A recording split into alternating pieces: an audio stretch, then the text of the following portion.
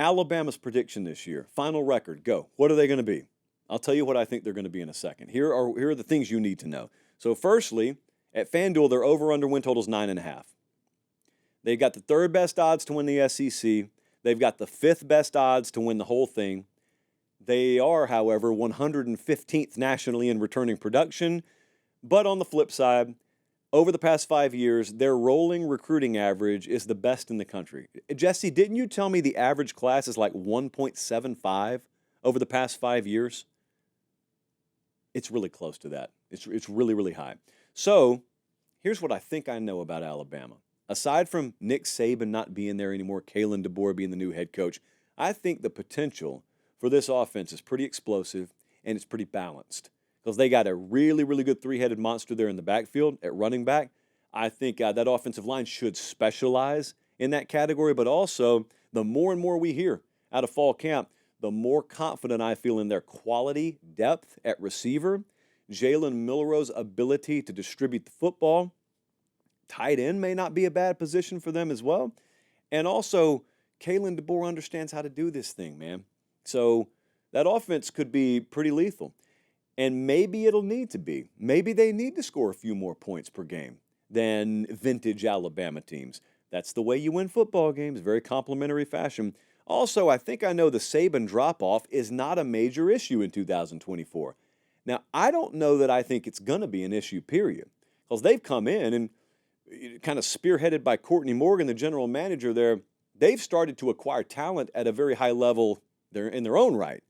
But if there was going to be a Saban drop-off, meaning they're just not as good anymore, and you see a noticeable waning of quality of roster, quality of team, well, that wouldn't be a major issue in 2024. So even if you believe in that, that's a 2025, 2026 thing. Even if you believe this is Larry Coker reincarnate, well, Coker won early. It was only after Miami started to reflect him that things went downhill a little bit. So I don't think the Saban drop-off is going to be talked about a lot. I do think that's the case. I don't think that that's one of the themes that I'll be watching for this year. Now, here's what I do need to know. About Alabama, I need to know what kind of passing attack can Jalen Milroe execute, because it is one thing to hear the feedback from fall camp, to hear the feedback from scrimmages, and all that's all well and good.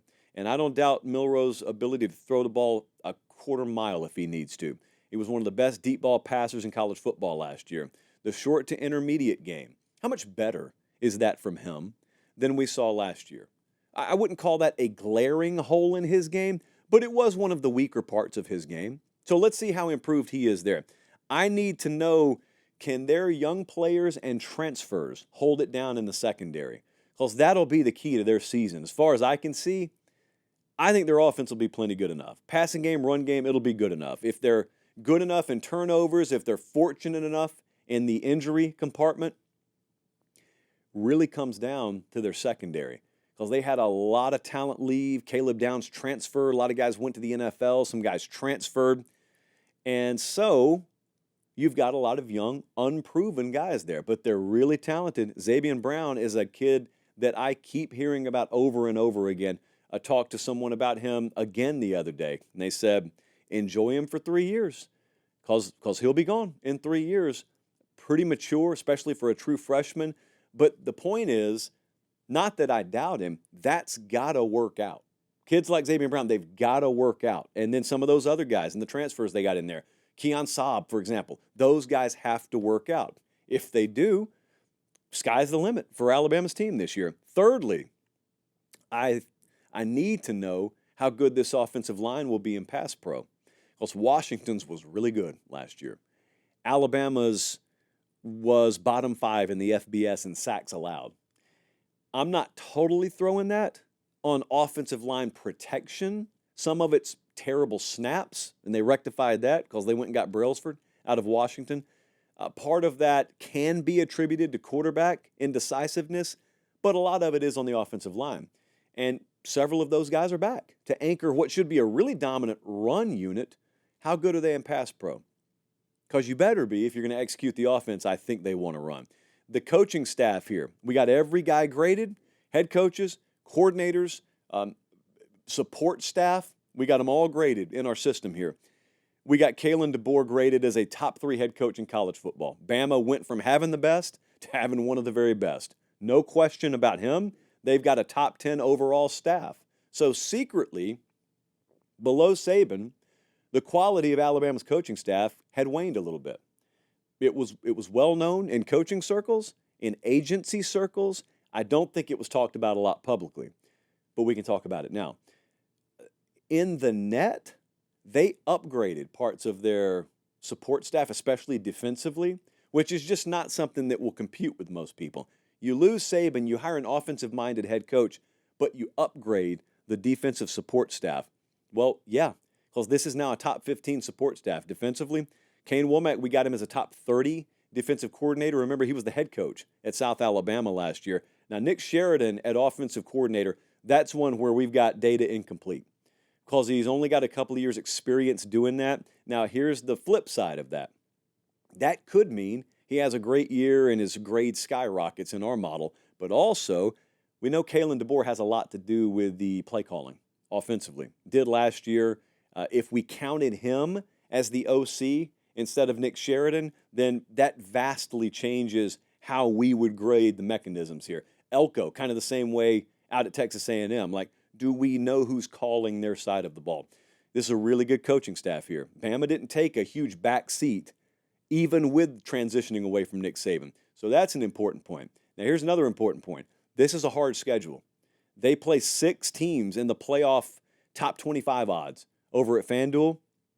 In the JP poll, they play 5 of my top 15 teams, and this road stretch is no joke. They go to Wisconsin, they go to Tennessee, they go to LSU, they go to Oklahoma the week before they play the Iron Bowl.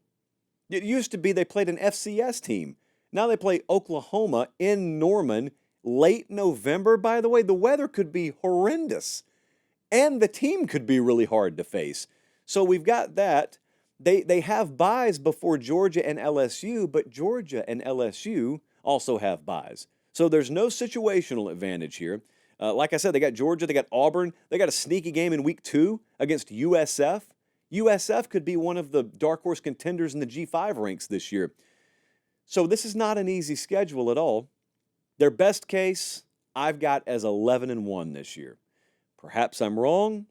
I do think that with the transition, even as bright as I am on a lot of it, there's got to be at least a loss in there somewhere, even in the best of cases. The worst case, because of the transition, because of maybe the lack of quality depth across the board, and because of the difficulty in schedule, I've got is 7-5. But what I think they'll do is I think they'll go 10-2, and if they go 10-2, they're a college football playoff team. I've got them in the JP poll as the 5th highest power-rated team in the country to start the season. That stuff's obviously fluid this time of year, but I think it's a really good team. Really good team. A lot of unknown, obviously, but I think it's the most talented team that Kalen DeBoer will have coached. So we've seen what he's done before. Is there too much newness? Like, is that a problem? Is the transition too steep? Is the learning curve too steep?